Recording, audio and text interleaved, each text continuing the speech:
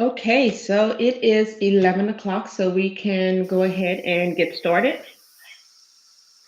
Thank you guys for joining us. My name is Pam Fleming. I am the CEO of Change Navigators LLC, which is a change management consultancy. I am so happy to welcome my great friend Ty Cochran to the show today. Ty, would you like to introduce yourself? Yes, hello Pam, and hello everyone else. My name is Ty Cochran. I am the CEO and founder of Her PM, and we specialize in project management consulting, mostly for the public sector, right? City, counties, and states, making sure that we provide those high quality execution and results. Great, great. We've been talking a lot about project management and change management, and it's been trending all over social media lately as to, you know, what's the difference between the two? Can we work together? How can we, be best buddies? Sometimes there's a little bit disconnect in there. Sometimes, when you step into a project, there's already a project management in place, and then when change management comes in, it's kind of a little bit of stepping on toes. It can be at some times because we typically, when you talk about doing things like stakeholder assessment and impact assessment, sometimes project managers do those things. Ty and I are here today to talk a little bit about how do we play together in the sandbox, because it's totally possible for us to do so. And plus, I think in order for us to be successful on projects, we actually need to do so. Right. Okay. Awesome. Well, thank you again, Pam, for having me on. I guess my first question is because you mentioned a lot of things, especially about the stepping on of toes, right?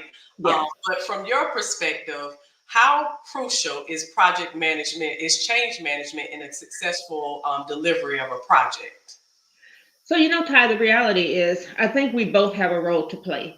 And again, with project management, you guys are responsible for the very critical process of making sure that the project is done on time, within scope, within budget. Right. But of course, there's a whole people aspect to it, because at the end of the day, regardless what you are implementing, how much money you're spending, how beautiful of a project or a program or whatever it is you're implementing, we are by nature impacting people and the way that they have to fundamentally do something. Right. And so, from a change management perspective, we come in because we want to make sure that those who are impacted are fully aware of what's happening. They're fully aware of why it's happening. Because at the end of the day, guess what? People typically don't care as much about the what versus the why. And we have to be ready to articulate, why are we taking on this change? Why are we impacting you? Why are we making you do something different? It could be that we want to be more effective, more efficient. We want to be faster, all of those things. But if I am a consumer of whatever you're implementing, I don't know this, I'm not aware of this, it makes it very difficult. And then I begin to become a resistant person. And then, once that becomes pervasive across the organization, it's hard to come back from that. Yeah. Yeah, that's just been my experience with this so far, and hopefully things will get better. So, what's your take on how do you integrate change management principles into project management? So, first of all, I think it is absolutely critical. My very first project was an enterprise wide project. And again, it was all about painting that WIFM. And it was way before I ever knew what WIFM meant and the what's in it for me. And why we were jumping through so many hoops to inform people of why this project was taking place, right? Because now you're going from using a spreadsheet. This is the way we've always done it. It's been comfortable. It was great. And now we're automating something, right? But we need to cast that vision. So I feel like it's a twofold thing. So with project management, as a PM, my job is to cast a vision. But when I add on that layer of change management, like you all help to perfect that vision. You help to put the stamp of approval on why this is really happening, right? You have your methodologies that you're using. And if we don't integrate and, like you said, play in the sandbox together and know that, hey, you're not stepping on my toes, you're helping this project to become that much more successful, right? And at the end of the day, we want this not only to be implemented successfully, but then also for people to keep using it, right? It's that user adoption and the continual use and making sure that the processes continue to stay efficient and people don't circumvent what we've actually put into place. You know, Ty, you said two great things, and it was two mouthfuls that I really, really love. Number one, you talked about spreadsheets. Oh my goodness, it is so difficult to get people off of their spreadsheets because I worked on a project where we had engineers, and you Mhm. know, engineers are the brightest and the smartest people, and man, they can make spreadsheets sing, and they can automate them to make them do whatever they want to. And trying to pull people off of a spreadsheet, even though it's a good thing if you're trying to automate this process, they don't necessarily see it that way because Mhm. what they're looking at is what am I giving up? They're Right. not looking at what am I gaining. So I love the way that you said that because it is so accurate. And I think to this very day, it's accurate. And the second thing that you said that was really pivotal is the fact that we are not competing initiatives. You know, project management and change management, we are complementary of one another. And I think what it does is it when we come to the table and we play in that sandbox and we play well together, man, think of all the things we can do for a project. Because now we have the project that's being done on time, within scope, within budget, and then you have the people on the other side of it who's aware of what's happening, they're buying into it, they're ready for the implementation to go live. So things really go well when we play well in the sandbox. Right. We can build tall castles in the sandbox. We can Oh, build. I love it. I love it. So, with that being said, how do you typically align your project management coming in on a project with your change management methodologies? How do you make those sing?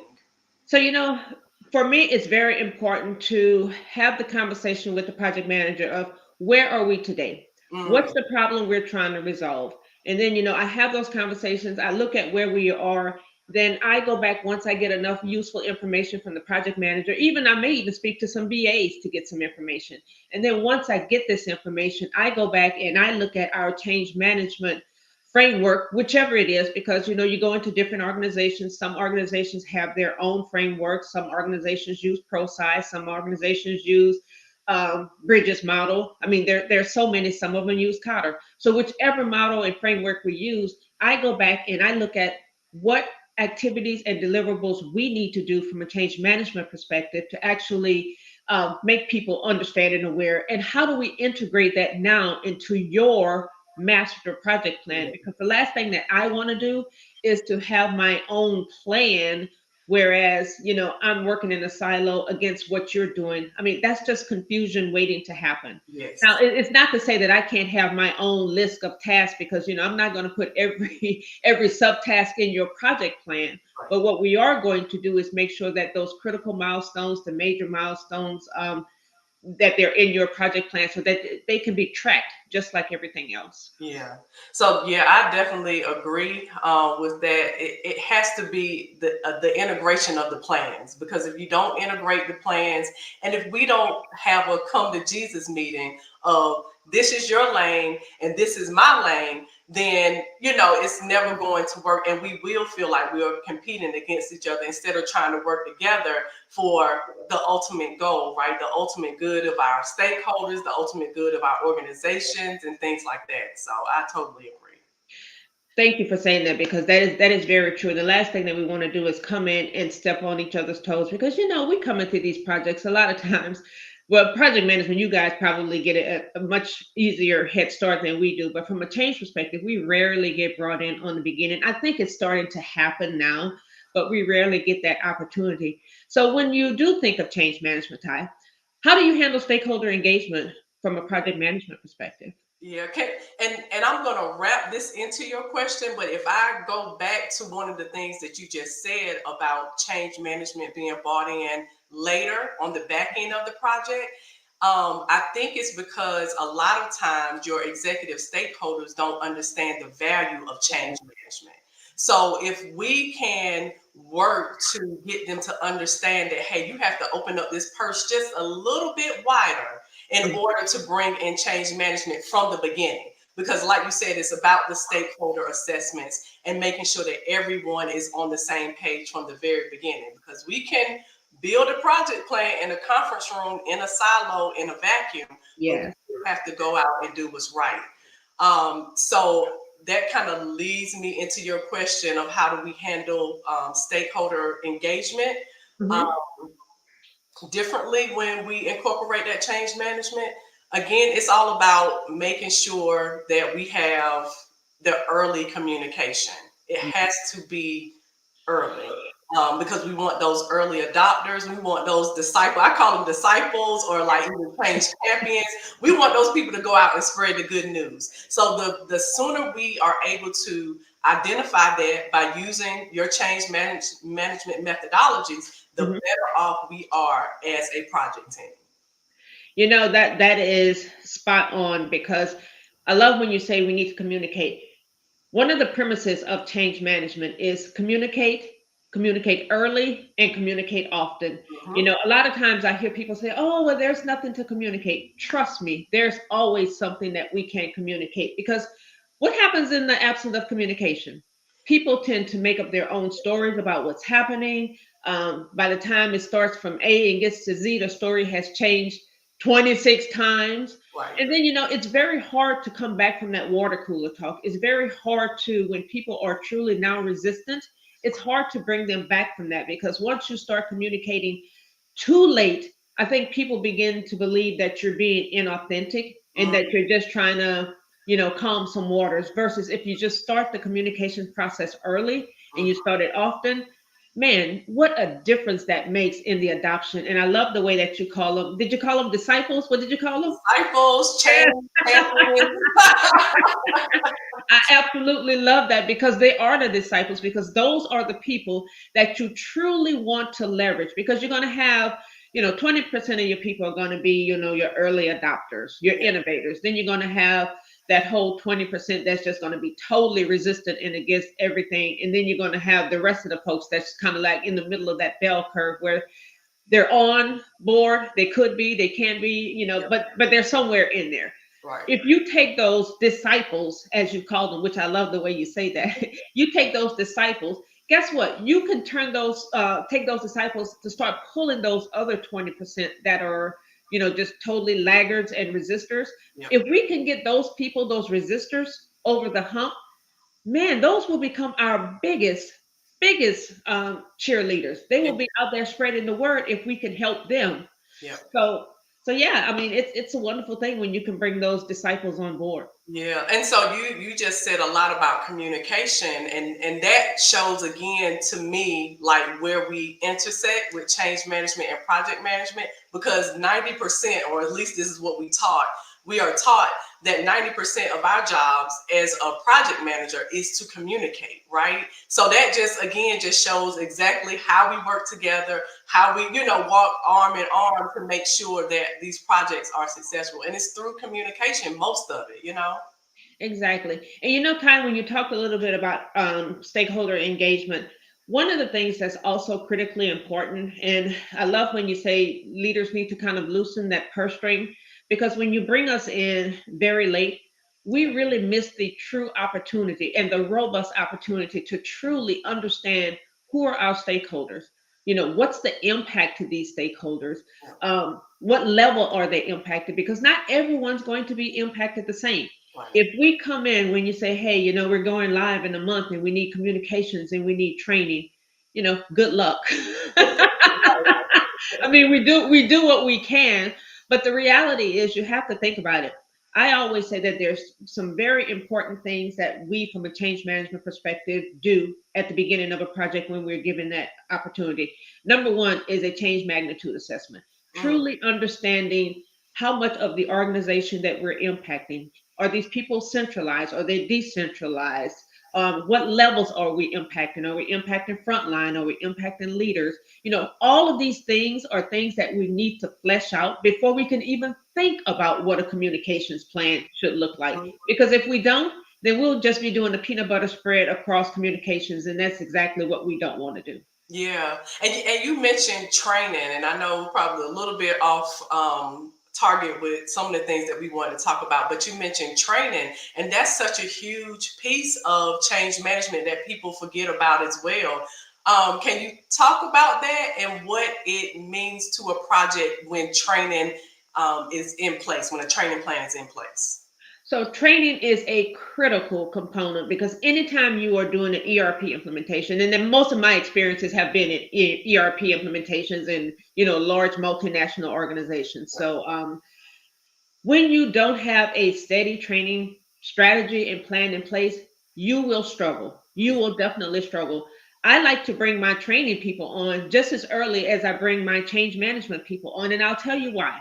Because when we're sitting in your project meetings, and well, basically our project meeting, you Yes. know, I'm listening for one thing. I'm listening from a change management perspective. I'm listening to what are the impacts. I'm listening to what are the gaps. I'm listening to, how are people going to be impacted and affected by this change. I'm listening to what are all the processes and how we're going to bring them in, all the things that's changing. I'm listening for that. Yes. A training person is going to really be listening at, okay, so what are we doing today versus what are we will be doing tomorrow? What's that gap? How do we fill that gap? Right. That's where they start to think about, hey, Pam needs to know this. Ty may need to know this. And again, when we're talking about training, it's not just coming in and building a quick reference guide. We are talking about sitting down and truly building a robust strategy because that strategy consists of what is that curriculum? How do we and think about this role-based training. We don't just build training for the sake of Right. one training for everybody because if one training is for everyone, number one is going to be too long and no one's going to want to attend. And number two, if I only need a sliver of that training, why do I need to sit through 16 hours of training when only 2 hours of it, is relevant to me? Yeah. And this is where it comes around to how do we build this training? Because Mhm. based on the need, do we need a quick reference guide? Could we do a simulation? Do we need web-based training? Could we do a modified version where it's partly online and partly in class? So all of those things are consideration from a training perspective. But again, if you don't allow us to come in the beginning to get that information, then we have to come and bug Ty and say, hey, Ty, we're asking a million questions that had we been on there, we would have already known. And this is where, project managers get a little bit frustrated with change management because we come in late and we have to ask these questions because we don't know.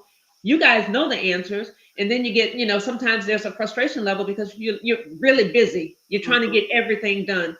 And God, the hats that you guys wear from a project management perspective, hats off to you because you guys do an awesome job. But we can't expect you to be change managers as well. So Right. Well, I feel like I've had some pretty good change managers that I've worked with.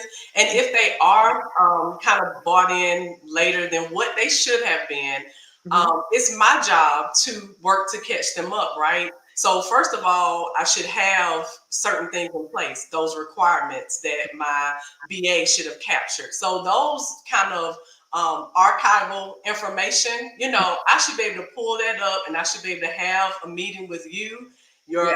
your training manager, and whoever else is on your team to catch you up to, because again, we are working right for the same goal. Our vision, our goals should be the same.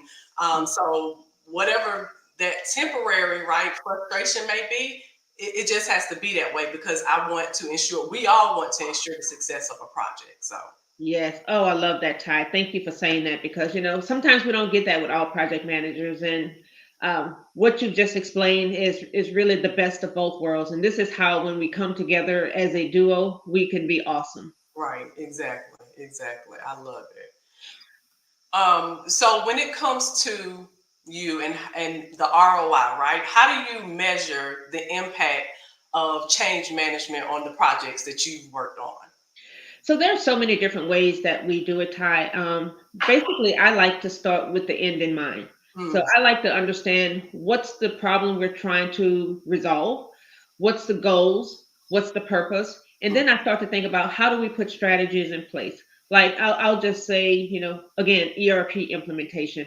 At the end of the day, I might be looking at, you know, how many people have we trained? How many people have we retrained?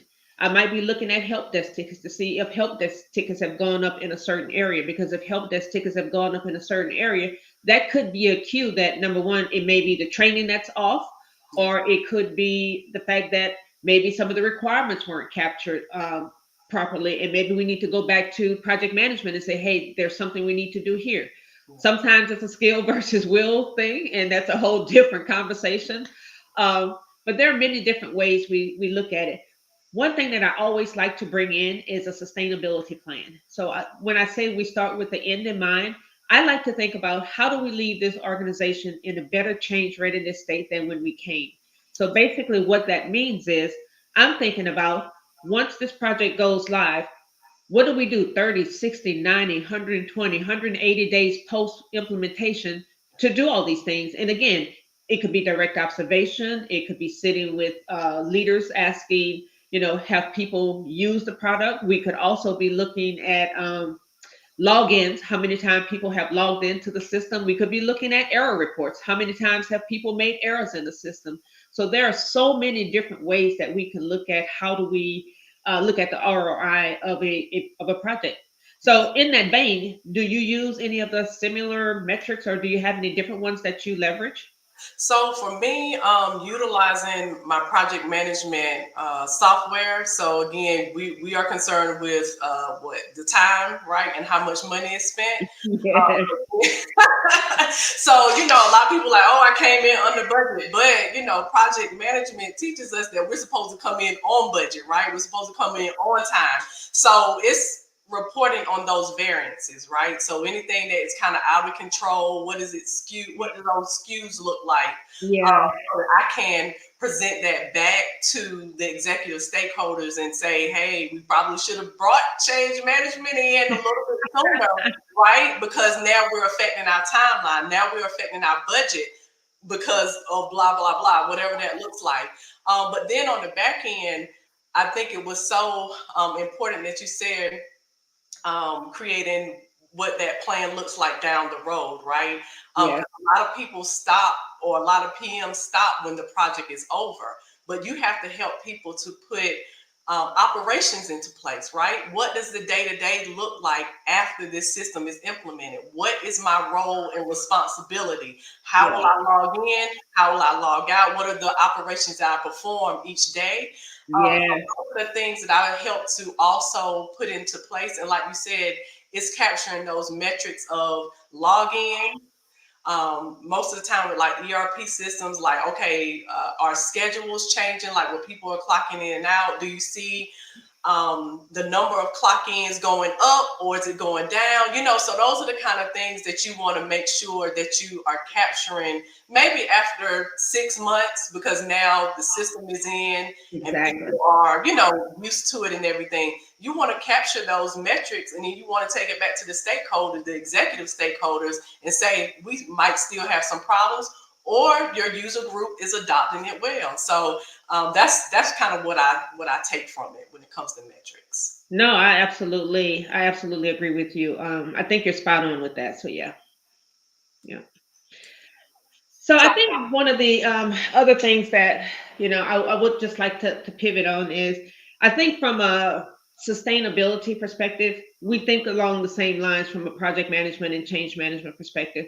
Sometimes we just don't always get together to make sure that we are integrating our processes, but I do think that it's important. And one thing that I did want to kind of circle the wagon and come back to a little bit is we talked about communicating and doing all of the right things, but at the end of the day, our job from a change management perspective is really to handle how people transition through change, because for me, how people experience and transition through change is as important as the change itself. And so we have to do a better job working with our leaders to help them understand. It's not all about just plugging in a system, yeah, but it's about making sure that people understand the why, yeah. making sure that people understand how they're impacted. So I just wanted to kind of circle the wagon on that, because a lot of times it's just overlooked and people assume that it's going to happen, but it doesn't always happen. Yeah, and I do agree with that. You don't want to just stick a system in, right? You want it to be a solution, right? Exactly. Want it to be Exactly. a solution. So that is what I feel like we can accomplish together as change practitioners, as project management practitioners. We're able to really help to build that solution. Mhm. And for me, working in public sector, those solutions are going to be around for a long time, Yeah. right? Change is real slow in public sector. Yeah. And if I'm going to put a solution in, if we're going to make a change like that, like we want it to be impactful, right? And we want to make sure that long term that everyone is going to be able to actually feel that efficiency and feel that we actually work hard to make sure that we were touching all the personas and all of the people and make Yeah. sure that everyone was good. You know what? I absolutely love what you just said because it makes so much sense. And I think that when we think about it from the perspective that you just put it, God, it makes a lot of sense about why change management and project management can play in the same Yeah, sandbox and be successful because I think it's very much needed and we have to start thinking from that perspective. we do. We do. Yeah. So, So, sound good. Alrighty. Well, Pam, I have one last question for you because I'm always working off of lessons learned, right? oh my goodness, yes. Learn from a pimp. So, what, as a change practitioner, what has been your biggest lesson learned working with a project manager on any of your projects? You know, Ty, I'm going to tell you, my biggest lessons learned has been working with project management and saying, hey, once we've documented a lessons learned, let's actually go back and revisit it before the next project because sometimes we close out a project, we have our lessons learned meeting and we document things, we put a bow on it, we put it on the shelf, we go to the next project and we never even look at the lessons that we've learned to say, hey, what can we pull from what we didn't do well in the last project and bring into this one? Yeah. Maybe we had a change strategy, but maybe it wasn't the strongest change strategy. Maybe we didn't bring in, enough training people. Maybe we didn't bring in the right level of change person. So, all of those things are important because it's not about just bringing a warm body into a project. It's about bringing the right resource to execute the right task at the right time so that we can get the best ROI for our money. It's not about just bringing a body. It's about bringing experience. It's about bringing enthusiasm. It's about bringing excitement. It's about bringing ourselves to the table to make the project the best it can be for the people. Because at the end of the day, and I always say this to our change team, to our project teams, we're not building a solution for us because sometimes I've been in project teams where we get so bogged down where we're talking about what we like and what we want to see. It's not for us. We may be consumers of it, but we have to think about the greater population out there that's going to be impacted by it. So, yeah. So I do have another question for you now that I'm talking about this. Okay. So let's talk about methodologies because, from a change perspective, there's lots of methodologies out there. There's lots of certifications out there. There's lots of everything out there. Is there like a specific methodology you use? Do you use like, and do you think, what do you think about make versus buy? Mm. So I usually stick with the PMI methodology of planning, implementation, executing, monitoring, control, and then closing out. Right. The Mhm. one thing that I do that I try to make a huge practice of the monitor and controlling. Uh-huh. Making sure that I'm doing that from the very beginning of my project, right? You have to monitor and control from the very beginning.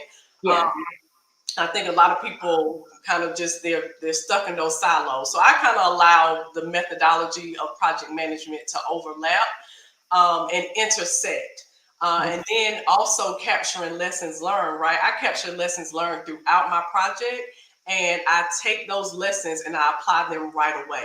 Like, yes, we will do a lessons learned session once the project or phase is completed. But I take those lessons learned and I want to take them and use them right away, right? Because if I have to fail, if I have to go with egg on my face to an executive stakeholder and say I messed up, then you tell me what I did wrong, or I figure out what I did wrong, and I'm taking it to the project team, and we are applying that very quickly. I can't remember the terminology that it is, but it's that active iteration of Yeah. learning and growing to making sure that we are all good. You know what, Ty? I absolutely love that. And guys, if you're out there listening, take a note from what Ty just said because that iterative, agile, being ready to implement in the moment is Yeah, critical. She's not necessarily waiting until, the next project. I love how you say you implement those things now because that only serves to make your project much better. And I love that you do it in the moment. You take the lessons learned in the moment, plus you take those lessons learned and you take it to your next project. yeah. But absolutely, absolutely love that. So that's been good. But I tell you, Ty, this has been a very good conversation, and I truly appreciate you jumping on here to have the conversation about how do we play together in a sandbox. I think it's important, and I think this conversation should continue. And I'll be continuing the conversation with Ty and others about project management and change management, and not only how we play together in a sandbox, but what are those tasks that we have to do? How do we integrate with one another? So this is it's a subject that's larger than just this one conversation. I think we have to continue expanding on it to make sure that we get the word out there because you know uh, change is funny. Change is it's hard. People like to say, oh, anyone can do change management, but the reality is anyone can't do change management. It just like anybody can't do project management. I could never step into your shoes and do what you do and do it to the degree that you can do it. Now I might can fake it till I make it in some spaces, but the reality is I'm not a project manager. That's not my lane, and I'm very grateful for project managers like yourself that I also praise the fact that you said early on that when a change manager come into a project, even if they're coming in late, that you feel that it's your role to bring them up to speed, to help them. I really love that because honestly, I don't see that a lot. I don't get that a lot. And, I hope every project manager that's out there listening, take a note from Ty because that just makes our lives that much easier. It makes the project that much easier. So yeah, any departing thoughts, Ty? No, I think you said it best is that we have to find that space, right, where we can work together and not feel like we're competing forces, and that we all see the greater good for your organization, for your employees, right? Like you always want to take that step and put yourself in their shoes, Yeah. especially when you're going through something that's enterprise wide and you don't know why it's happening. You want to take yourself out of it and put yourself in their shoes. So learn those lessons quick and keep it moving. Exactly. Thank you so much, Ty. As you guys can see, here's the contact information. If you would like to get in touch with Ty, she is an awesome PM. She's located in the greater Atlanta area. I am. So, her information is info@herpm.com if you want to shoot her email. If you want to visit her website is www.herpm.com. And same thing for me, Change Navigators, info at changenavigators-llc.com. Same thing, www.changenavigators.llc.com. It has truly been a pleasure talking with you, Ty, about this. And I look forward to the next time where we amp this up and talk a little bit more and go into a little bit more detail. Yes, you too. Thank you, Pam, for having me on. I appreciate it. All right. Thank you guys. And thank you, LinkedIn. We'll see you soon. All right. Bye bye. Bye.